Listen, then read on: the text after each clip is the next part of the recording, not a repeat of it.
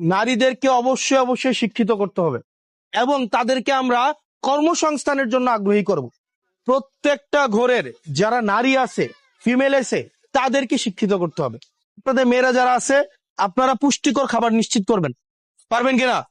আপনি খাবারটা হইলে দেখবেন আপনার মা এবং আপনার ওয়াইফ আগে তাদের খাবারটা নিশ্চিত হয়েছে কিনা।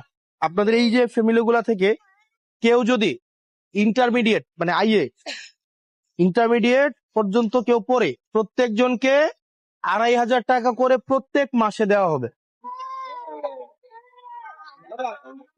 মানে এটা ধরেন একদিন দুই দিনে না, বা একবার দুইবার না, প্রত্যেক মাসে সে যতদিন পড়াশোনা করবে। একটা মেয়ে এসএসসি পাস করলে যে আপনাদের মাথাটা গরম হয়ে যায় তারা বিয়ে দিয়ে দিতে হবে, এটা নিয়ে টেনশন নাই, কারণ পড়াশোনার দায়িত্ব আমাদের।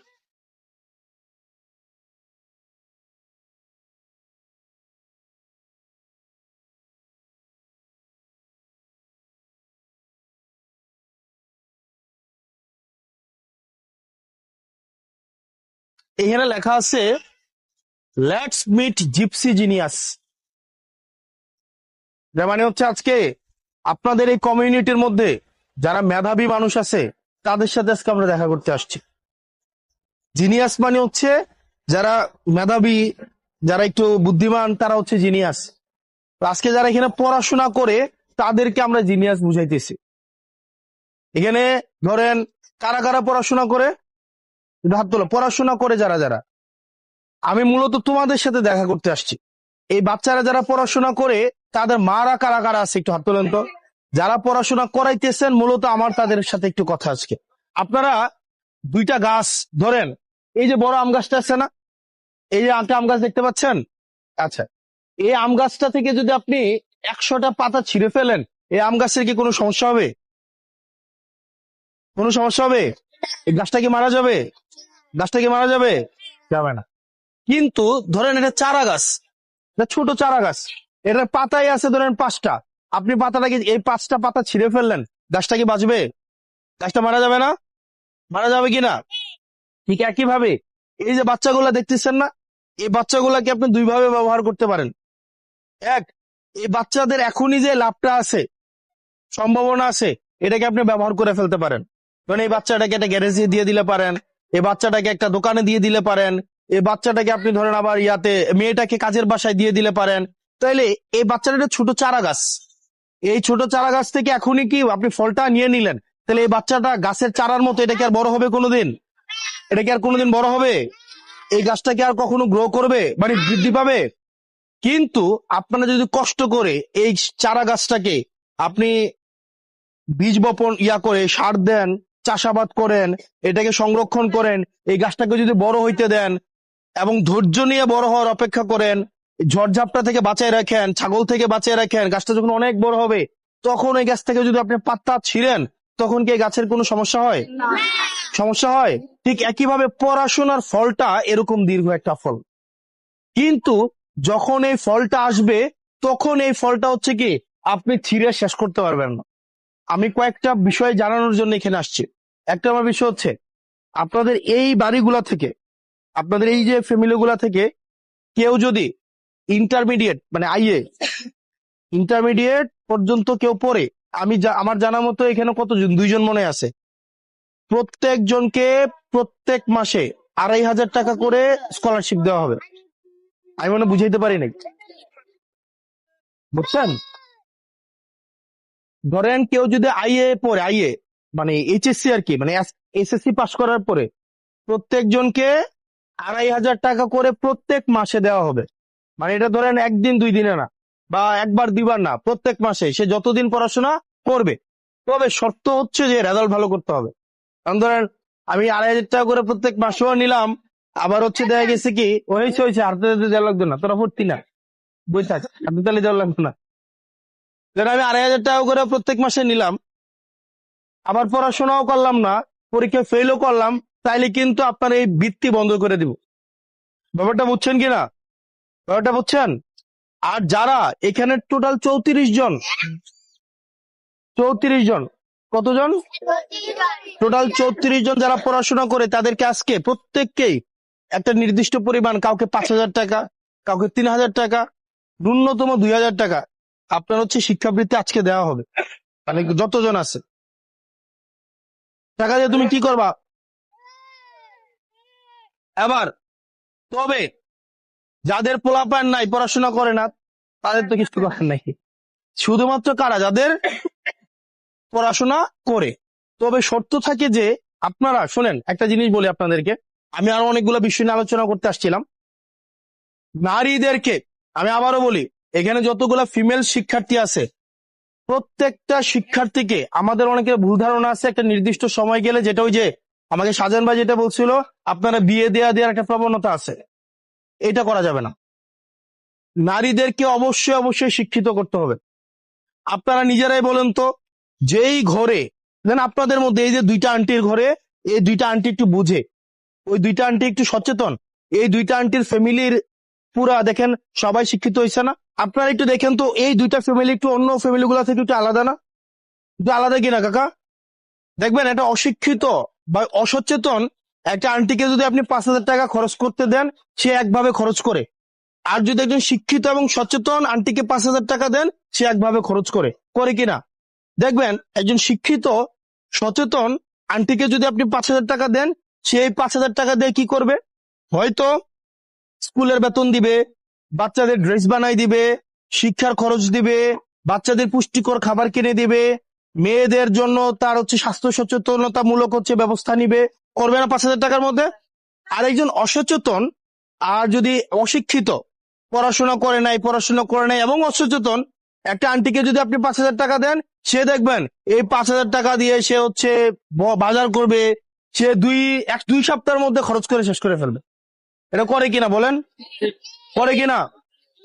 এই জন্য আমাদের যেটা লাগবে, প্রত্যেকটা ঘরের যারা নারী আছে, ফিমেল আছে, তাদেরকে শিক্ষিত করতে হবে। ধরেন আপনি ভাবতে পারেন, আমার মায়ের পড়াশোনা করে আমার লাভ হবে কি? ওই যদি পড়াশোনা করে দিন শেষে তো বিয়ে দিয়ে দিব, আমরা এটা ভাবি না? তো এর পড়াশোনা না করে পোলাটারে পড়াশোনা করাই, এটা একটা ভুল ধারণা। পড়াশোনা যদি আপনি মেয়েটাকে করান, ধরেন এই মেয়েটাকে আপনি বিয়ে দিলেন, এই মেয়েটা যেই ঘরে যাবে, এই ঘরটাকে আন্টি এটা কি সুন্দরভাবে ম্যানেজ করতে পারবে না? ওর যদি কোনো বাচ্চা টাচ্চা হয়, ওদেরকে সুন্দরভাবে পরিচর্যা করতে পারবে না? তাদেরকে শিক্ষিত করতে পারবে না? আর যদি আপনি মেয়েটাকে পড়াশোনা না করান, তাইলে কি হবে? এই মেয়েটা অনেক কিছু তো অসচেতন থাকবে, সে বুঝেইবেই না একটা ফ্যামিলি কিভাবে চালাইতে হয়, সন্তানদেরকে কিভাবে বড় করতে হয়, এই জিনিসটাও সে বুঝবে না।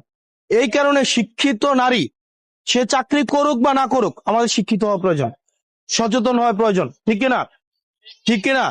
তাহলে আমরা নারীদেরকে শিক্ষিত করব কি করব না, এবং তাদেরকে আমরা কর্মসংস্থানের জন্য আগ্রহী করব। ধরেন একটা ফ্যামিলিতে একটা পুরুষ যদি 10,000 টাকা ইনকাম করে, এর সাথে যদি নারীও 7,000 টাকা 10,000 টাকা ইনকাম করতো, এই সংসারটা ভালো চলতো না? নারী যেই টাকাটা দিয়ে ইনকাম করে, এই টাকাটা দেখবেন সংসারের পোলাপানের খরচের মধ্যে লাগায়, লাগায় কিনা গো? আমি কি মিছা কথা কইতেছি? আপনারা যারা দাদি চাচি আছেন, আপনারা একটু মিলাই দেখেন, দেখবেন বিডিআইতে যে ইনকামটা করে, পোলাপানের লেগে দেখবেন একটা শার্ট কিনে, একটা ভালো খাবার কিনে, এটা করে কিনা গো?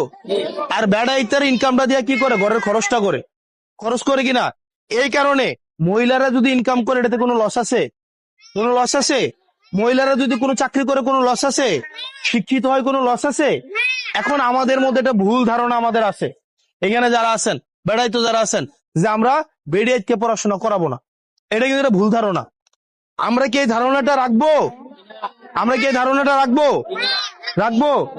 এই কারণে আমরা নারীদের শিক্ষা যেন অনেক বেশি সহজ হয়, এই কারণে আমি তো বললাম, এই এলাকা থেকে যদি যতজন ইন্টারমিডিয়েটে পাশ করবে, যতজন এসএসসি পাশ করে ইন্টারমিডিয়েটে উঠবে, যতজন, সবাইকে প্রত্যেক মাসে 2,500 টাকা করে দেওয়া হবে। বুঝছেন? তার মানে কি, আইএ পাশ করলে একটা মেয়ে এসএসসি পাশ করলে যে আপনাদের মাথাটা গরম হয়ে যায়, তারা বিয়ে দিয়ে দিতে হবে, এটা নিয়ে টেনশন নাই, কারণ পড়াশোনার দায়িত্ব আমাদের। সুতরাং একটা মেয়ে যদি 2,500 টাকা করে প্রত্যেক মাসে পায়, তার পড়াশোনা নিয়ে কি আপনার টেনশন করার দরকার আছে? এই মেয়েটা নিয়ে 2,500 টাকা দিয়ে তার হচ্ছে কি আপনার সারা মাস চলতে পারবে, তার কলেজের বেতন দিতে পারবে, তার পড়াশোনাটা করতে পারবে, পারবে না খালা? পারবে কিনা? এই কারণে আপনাদের যে একটা ভুল ধারণা আছে যে মায়াদেরকে পড়াশোনা করানো যাবে না, আপনারা এখানে যারা আছেন একদম সত্য করে একটা কথা বলবেন। আমি জিজ্ঞেস করি, আপনারা অনেকে যে পড়াশোনা করেন নাই, এটা আপনাদের একটু খারাপ লাগে না? এখন সত্যি করে বলেন, খারাপ লাগে না? মনে হয় না যে বাপের বাড়িতে আমি যদি আমার বাপের হাতে 500 টাকা দিতে পারতাম, মায়ের হাতে যদি 1000 টাকা দিতে পারতাম, এটা আমার অনেক ভালো লাগতো? এটা মনে হয় কিনা? জামাইয়ের কাছে কওয়া যায় না, কওয়া যায়? জামাই দেওয়া যায় ফিক্সড একটা খরচ দেয়, এর মাঝখানে চলতে হয়। কিন্তু আমি যদি ইনকামটা থাকতো, আমার যদি ইনকামটা থাকতো, তাহলে আমি কি আমার মার হাতেও কিছু খরচ দিতে পারতাম, বাপটারও দিতে পারতাম, পারতাম কিনা? পারতাম কিনা? এখন এই কারণে আপনারা পড়াশোনা করাবেন কিনা? করাবেন তো? আপনারা কি চারা গাছের একদম চারাটা বড় হওয়ার আগে ফল খাইয়ে ফেলবেন, নাকি এটাকে বড় হইতে দিবেন? বড় হইতে দিবেন? কথা দিতেছেন? আমাকে একটু হাত তুলে কথা দেন, এটা হাত তুলে কথা দেন, দিবেন? দিবেন তো? পড়াশোনা করাবেন তো? তার মানে এইচএস এসএসসি পর্যন্ত, ক্লাস 10 পর্যন্ত আপনার, আর 10 এর পরে আমার, মনে থাকবে? ক্লাস 10 পর্যন্ত কার? আপনার। আর 10 এর পরে কার? আমার। এরপরে আবার কার? আপনার। মনে থাকবে? গালা খাওয়া শুনেন, আমরা কষ্ট করতেছি, আপনারা কষ্ট করতেছেন না? আপনি কি চান আপনার ছেলে মেয়েটা এই কষ্ট করুক যে কষ্টটা আপনি করতেছেন? এটা কি চান? আপনি কি চান আপনি যেভাবে একটা অনিশ্চয়তার মধ্যে জীবন কাটান, আপনার ছেলে মেয়ে এইভাবে অনিশ্চয়তার মধ্যে জীবন কাটাক? আপনি কি এটা চান? আপনি কি চান যে আপনি আজকে বৃষ্টি আইলে ভাবেন কালকে কেমনে বাজারটা করব, আপনার ছেলে মেয়ে এইভাবে চিন্তা করুক? এটা কি আপনি চান? এই কারণে যত কষ্টই হোক, ছেলে এবং মেয়ে উভয়কে আপনারা পড়াশোনা করাবেন কিনা? মেয়েদেরকে পুষ্টিকর খাবার, লাস্ট শেষ করে দিই একটু, এরপর আপনারটা শুনবো। আরেকটা, এখানে যারা আছেন বেড়াইছ, আপনারা একটু বেড়াইত গেলে দিকেন, এটা আপনাদের প্রতি নসিহত, এদিকে আপনাদের প্রতি এটা নসিহত, খুবই গুরুত্বপূর্ণ। সেটা হচ্ছে, আমরা মনে করি বেডিয়াইতের মহিলাদের ভালো খাবার খাওয়ার দরকার নাই, এটা আমরা মনে করি কিনা? এটা করি কিনা?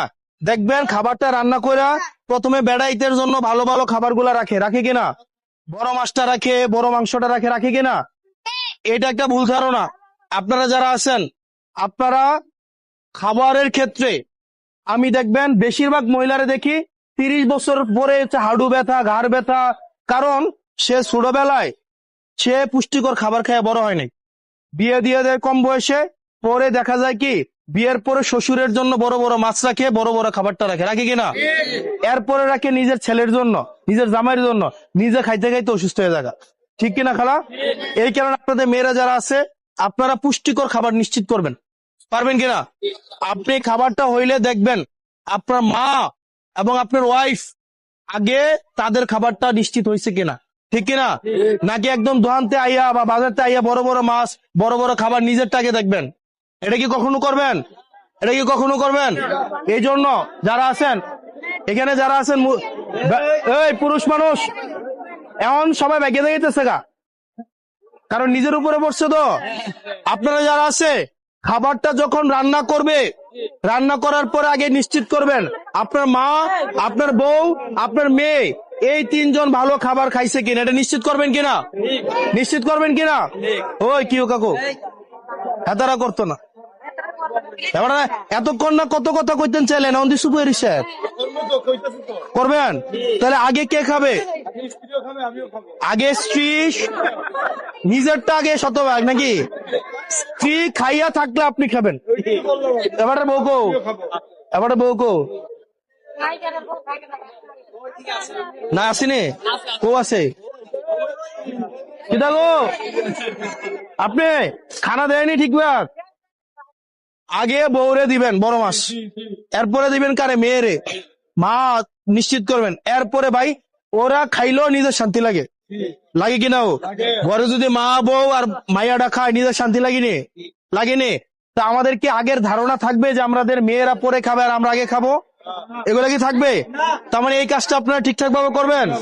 তাহলে ওদের একটা কাজ আর আপনাদের কাজ কয়টা? 2টা। একটা হচ্ছে ক্লাস 10 পর্যন্ত আপনি পড়াবেন, তারপরে দায়িত্ব কার? আমার।